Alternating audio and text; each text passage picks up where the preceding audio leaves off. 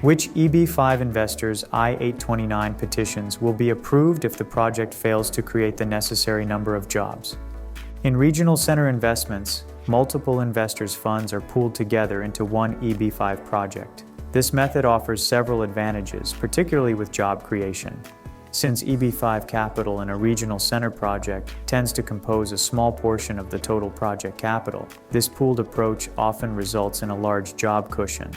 This creates a surplus of necessary jobs, reducing the stress on investors and making it easier for them to meet program requirements. For projects sponsored by regional centers, the project documentation should contain a job allocation schedule. Jobs are typically allocated to investors on a first-in, first-out basis, in the order of I-829 petition filings. However, project documents could choose an alternative method of job allocation. For example, it can be based on the date investors receive conditional residency status. In projects where job allocation is based on the date an I-829 petition is filed, investors who file first will be allocated the necessary jobs to qualify first, and so on.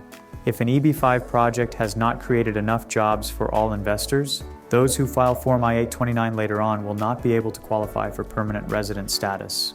Careful examination of EB-5 projects is crucial to avoid such situations. The assistance of an experienced EB-5 immigration attorney can be invaluable when evaluating the risk of EB-5 projects.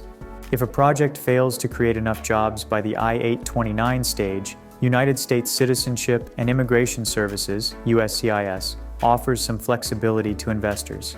If it can be demonstrated that the necessary jobs are in the process of being created, the investor's petition will likely be approved.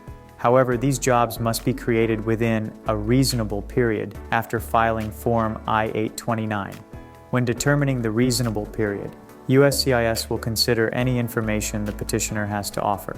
This can include evidence regarding when the jobs are expected to be created and reasons why they were not created as previously anticipated.